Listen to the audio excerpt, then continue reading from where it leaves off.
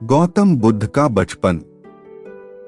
जब सिद्धार्थ 30 दिन के हो जाते हैं तो पुत्र और पिता के मिलन का समय आता है। राजा शुद्धोधन से कहा जाता है कि वे अपने पुत्र को देख सकते हैं, परंतु राजा अपने पुत्र को देखने से यह कहते हुए मना कर देते हैं कि जिसने मेरी माया को मुझसे छीन लिया, मैं उस पुत्र को नहीं देखना चाहता। परंतु रानी प्रजापति के समझाने पर वे अपने पुत्र को देखते हैं और उसमें अपनी पत्नी माया की झलक पाते हैं। उसी क्षण वहां द्रोणोधन की पत्नी मंगला आ जाती है और राजा शुद्धोधन से कहती है, महाराज, मैं आपसे कुछ मांगना चाहती हूँ। राजा कहते हैं, मांगो मंगला, क्या मांगना चाहती हो? मंगला कहती है, महाराज, मैं आपसे आपका पुत्र मांगना चाहती हूँ। मैं चाहती हूँ कि आपके पुत्र की परवरिश मैं करूं। राजा कहते हैं, मैं तुम्हें अपना पुत्र अवश्य दे देता, परंतु यह महामाया की आखिरी इच्छा थी कि उसके पुत्र को प्रजापति पाले और मैं उसकी आखिरी इच्छा को नकार नहीं सकता, इसलिए मैं तुम्हें सिद्धार्थ को नहीं दे सकता। मंगला चाहती थी कि वह सिद्धार्थ को गोद लेकर अपने हाथों की कठपुतली बना ले, जिससे कि जो वह चाहे सिद्धार्थ वही करे, परंतु ऐसा नहीं हो पाता। उसी क्षण महल के बाहर से लोगों का शोर सुनाई देता है। राजा अपने सैनिक से पूछते हैं, यह शोर कैसा है? सैनिक कहता है, महाराज, राज्य की जनता अपने युवराज को देखना चाहती है। इतने में ही एक और सैनिक आता है और राजा से कहता है, महाराज, महल के द्वार पर एक वृद्ध मुनिवर आपसे मिलने की इच्छा लेकर पधारे हैं। राजा पूछते हैं, कौन है वो? सैनिक कहता है, मुनिवर ने अपना नाम असित मुनि बताया है। राजा कहते हैं, क्या मुनिवर असित पधारे हैं? मैं खुद उनका स्वागत करूंगा। असित मुनि एक महान तपस्वी थे, जो शाक्यों के कुलगुरु भी रह चुके थे। वे इतने ज्ञानी थे कि उनकी भविष्यवाणी कभी भी गलत साबित नहीं होती थी। राजा शुद्धोधन अपने छोटे भाइयों के साथ असित मुनि के स्वागत के लिए महल के द्वार पर पहुंचते हैं और असित मुनि को पैर छूकर प्रणाम करते हैं और कहते, धन्य हो जो आप हमारे महल पधारे।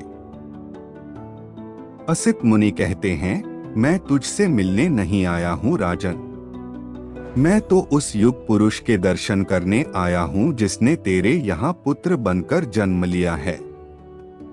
राजा कहते हैं, अवश्य मुनिवर, और अपने पुत्र को असित मुनि के हाथों में थमा देते हैं और कहते हैं, जिसकी प्रतीक्षा करते करते आधी उम्र बीत गई, अब आया है ये। असित मुनि कहते हैं, केवल तू ही नहीं राजन, सारा जग इसकी प्रतीक्षा कर रहा था। असित मुनि सिद्धार्थ को पालने में लिटा देते हैं और उनके चारों ओर घूमकर परिक्रमा करने लगते हैं। राजा यह देखकर थोड़ा आश्चर्यचकित होता है और असित मुनि से पूछता है, मुनिवर, यह आप क्या कर रहे हैं? असित मुनि कहते हैं, ब्रह्मांड की परिक्रमा। फिर असित मुनि सिद्धार्थ के पैरों में अपना सिर रखकर रोने लगते हैं। असित मुनि को रोता देख राजा पूछते हैं, क्या हुआ मुनिवर, आप रो क्यों रहे हैं? क्या कोई संकट है इस बालक के भविष्य पर? असित मुनि कहते हैं, नहीं राजन, मैं बालक के लिए नहीं, अपने लिए रो रहा हूँ। अब मैं वृद्ध हो गया हूँ, बहुत दिन जीवित नहीं रहूंगा। मैं इस बालक को बुद्ध बनते नहीं देख सकूंगा। असित मुनि की बात सुनते ही राजा क्रोधित हो जाता है और असित मुनि से कहता है, मुनिवर, यह कोई ज्ञानी वैरागी नहीं बल्कि सम्राट बनेगा। यह बुद्ध नहीं योद्धा बनेगा, एक ऐसा योद्धा जिसकी तलवार के सामने बड़े बड़े महारथी भी कांप उठेंगे। यदि आपको इसे आशीर्वाद देना ही है तो ऐसा आशीर्वाद दीजिए कि यह हर युद्ध में विजयी हो। असित मुनि कहते हैं, ऐसा ही होगा। जीवन के हर युद्ध में यह विजयी होगा, पर वह युद्ध भावनाओं का होगा। यह सारे ब्रह्मांड पर राज करेगा, पर वह ब्राह्मण मन के भीतर होगा। असित मुनि कहते हैं, इस बालक के शरीर के सभी गुण बताते हैं कि यह भविष्य में बुद्ध होगा। राजा कहता है, गुण चाहे जो भी कहते हो, परंतु थामेगा यह बालक तलवार ही। असित मुनि कहते हैं, तलवार से केवल राज्य जीते जाते हैं, परंतु तेरा पुत्र मन जीतेगा। युद्ध से केवल सीमाएं बदलती है, परंतु तेरा पुत्र युग बदलेगा। राजा कहता है, यदि यह लेख विधाता का है तो मैं उससे भी लड़ जाऊंगा। इतनी राग रागनियां भर दूंगा, इसके चारों तरफ की वैराग्य का विचार भी इसे बुरा लगेगा। असित मुनि कहते हैं, चाहे लाख जतन कर ले राजन, परंतु तेरा पुत्र सन्यासी ही बनेगा। अपनी इस चिंता को लेकर राजा शुद्धोधन कुलगुरु के पास जाते हैं और उन्हें अपनी समस्या बताते हैं। कुलगुरु कहते हैं, राजन, असित एक सन्यासी हैं, इसलिए उन्हें सिद्धार्थ की महानता एक सन्यासी बनने में लगती है, और आप एक राजा है, इसलिए आपको सिद्धार्थ की महानता एक राजा बनने में लगती है। सवाल यह नहीं है कि सिद्धार्थ क्या बनेंगे, सवाल यह है कि आप उन्हें क्या बनाना चाहते हैं।